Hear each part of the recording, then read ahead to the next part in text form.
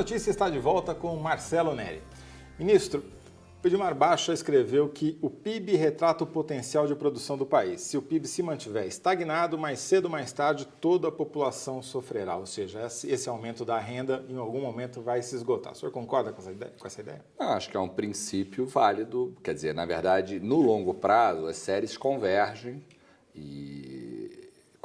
mas resta saber se, vamos dizer, o PIB está subestimado e vai voltar a crescer para se alinhar com a PNAD ou vice-versa. Acho que essa é uma questão. E diria que o Brasil, nos últimos anos, nos últimos 10 anos, desde a virada do milênio, ele tem surpreendido muito. O que eu aprendi, se eu fosse fazer previsões sobre o que eu achava 10 anos atrás, eu teria errado mais do que um cara ou coroa. Então, o que eu aprendi é vamos olhar para os números e aprender... Para trás. Exatamente. Mas aí tentar pegar o número mais atual possível para saber exatamente o que aconteceu. Acho que previsões são sempre até o Boletim Focus, que o Banco Central recolhe a opinião média do mercado, tem uma taxa de acerto inferior a 50%. Se jogar a moedinha, acerta mais, né? Exatamente. O PIB ainda é a principal referência dos economistas no Brasil, principalmente no setor financeiro, e talvez por reflexo disso, a própria imprensa acaba usando o PIB como o seu grande marco. Mas muitos economistas, pesquisadores e até a própria Nações Unidas têm recomendado cada vez com mais frequência combinar o uso do PIB com outros tipos de indicador, como por exemplo a renda, ou com a longevidade, ou com indicadores de escolaridade, educacionais. Qual, na sua opinião, hoje seria o melhor indicador de desenvolvimento? São várias opções. Um indicador que a gente calcula no IPEA, divulgamos, que é um indicador da ONU, que é o Índice de Desenvolvimento Humano, que pega expectativa de vida, indicadores de educação e de renda também, agrega eles num único índice. E aí, basicamente, você vê a transformação que o Brasil viveu nos últimos 20 anos. Em 91, 85% dos municípios tinham um indicador muito baixo, humano muito baixo. Isso passou para 41 em 2000, hoje tem menos de 0,6. Nós avançamos 9 anos de expectativa de vida em 2 décadas. Na última década houve uma redução brutal da desigualdade. Então eu acho, quer dizer, que o PIB obviamente é um indicador importante, até porque ele é olhado por muitos, vamos dizer, atores chaves, né, na sociedade, mas para o brasileiro eu acho que é importante também olhar para qual é a renda que ele gera, quanto que é a renda do trabalho, quem é que está melhorando, se é o brasileiro mais pobre, porque se a média está andando e a desigualdade está parada, aí tudo bem, você pode olhar para a média. Agora, a desigualdade no Brasil tem mudado muito, então é importante olhar para a desigualdade, é importante olhar para ativos, olhar para a sustentabilidade, se você está, vamos dizendo, crescendo, mas está comendo o seu capital, vamos dizer, não investindo em educação ou depredando o meio ambiente, o crescimento não vai ser sustentável. E tem uma quarta categoria, que é indicadores subjetivos. Eu acho que nós, economistas, temos muito a visão de que nós temos um modelo, vamos ao dado e rejeitamos ou não o modelo. Eu acho que é muito interessante você perguntar para as pessoas como é que vai a tua vida. Até porque a percepção é diferente do que se mede objetivamente, né? Exatamente. E no Brasil, eu diria que esse vamos dizer, eu acho que é a grande agenda que está colocada agora. Não são indicadores triviais, mas, na verdade, as pessoas tomam decisões por aquilo que elas acham da vida delas, acham do futuro, e não por aquilo que aconteceu. Sim, por isso que, quando se tenta comparar, por exemplo, a popularidade de um presidente, seja ele qual for, com os dados do PIB, nem sempre as curvas batem, né? Porque a percepção que as pessoas têm sobre o crescimento, sobre o desenvolvimento, não necessariamente está refletido naquele número sintético da economia. Não, totalmente de acordo. Você vê, por exemplo, tem um paradoxo que vamos dizer, o PIB no segundo trimestre desse ano cresceu 6% anualizado, foi diria um PIBão, mas foi um PIB forte, e foi o trimestre das manifestações. Agora, eu acho que se olhar para o mercado de trabalho, você vai ver que o mercado de trabalho desacelerou em 2013, não em 2012.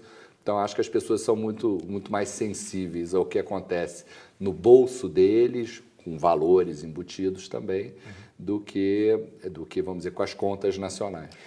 Vamos falar um pouquinho sobre desigualdade de renda, que é, claro, sempre um tema muito importante no Brasil. Felizmente já não temos mais o título de campeões mundiais, mas ainda não estamos lá, assim, nem na média, né? O senhor tem enfatizado muito um dado da PNAD de que a renda dos muito pobres cresceu 20%, muito acima da média do Brasil em 2012, e a desigualdade medida pelo índice de Gini, que é um clássico para a medição de desigualdade, só não caiu porque a renda apropriada pelos muito ricos também cresceu acima da média, 16%. Isso é um problema ou é uma solução? Eu acho que pode ser um problema, quer dizer, é uma solução para a pobreza, isso que eu acho que se reflete, esse crescimento de 20% dos 5% mais pobres, botou a superação da pobreza numa velocidade muito rápida, a extrema pobreza. Então, mas o crescimento da renda dos mais ricos manteve a desigualdade parada, mas isso só aconteceu no último ano. Isso seria preocupante, no meu entender, se tivesse parado. Mas o que os dados de 2013 mostram, são dados das maiores regiões metropolitanas, é que a desigualdade ela ficou um ano estagnada e voltou a cair em 2013. E a partir de abril de 2013, ela vive uma queda, voltou a cair fortemente. Então, não é problemático no sentido de não foi uma freada da desigualdade que veio para ficar. E, por outro lado, já vinha de 10 anos de redução de desigualdade. Se a gente pegar a renda dos 10% mais pobres, nesses 10 anos, ela cresceu 5 vezes mais rápido que os 10% mais ricos, que detêm quase 45% da renda. Então, eu diria que a desigualdade no ano passado parou de cair, de uma maneira assim, os dois extremos aumentaram, mas o fato de que os pobres aumentaram muito, cresceram 20%, fez com que a redução de pobreza fosse 2 vezes mais rápido do que se todos crescessem iguais. O senhor não acha que falta, a gente tem muitos indicadores, às vezes falta até página no jornal para colocar tantos indicadores econômicos, mas não temos, por exemplo, uma taxa nacional de desemprego que não seja a da PNAD, que só tem uma vez por ano, né? As taxas de desemprego que a gente trabalha são das regiões metropolitanas e a gente sabe que a economia brasileira é muito maior do que o que acontece apenas nas metrópoles, né? O peso do agronegócio, da indústria de mineração.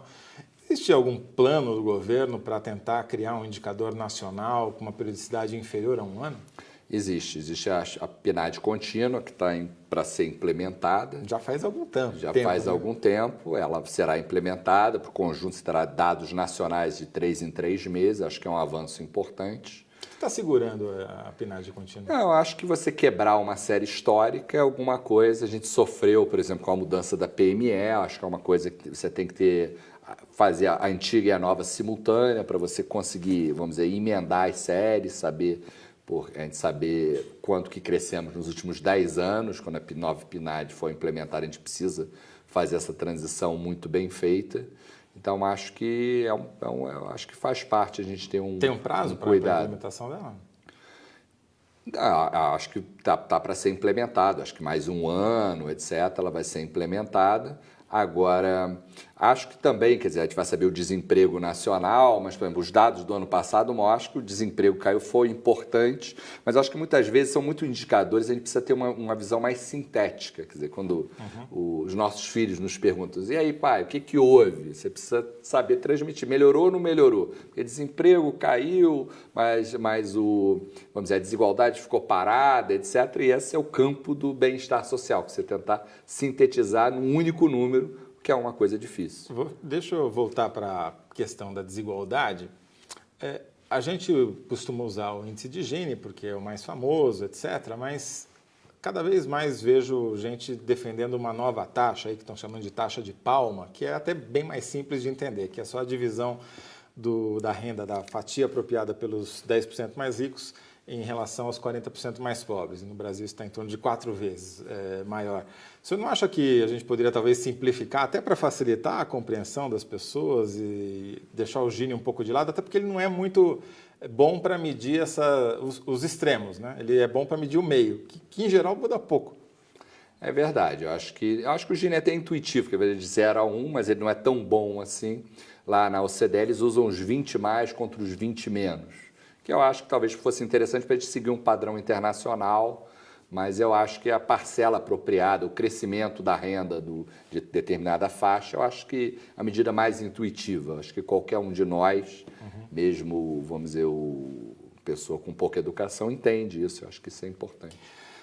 O senhor falou muito do crescimento da renda dos mais pobres. Até que ponto o Bolsa Família pesou para que essa renda dos miseráveis, esses 5% que estão lá na base da pirâmide social, tenha crescido tão mais do que a dos demais brasileiros? O Bolsa Família teve um papel fundamental na redução da desigualdade, não é o principal é a renda do trabalho, isso é bom, dá mais sustentabilidade, mas foi a segunda fonte mais importante para a redução da desigualdade de renda, mas com custo fiscal muito baixo, menos de 0,5 ponto de porcentagem do PIB.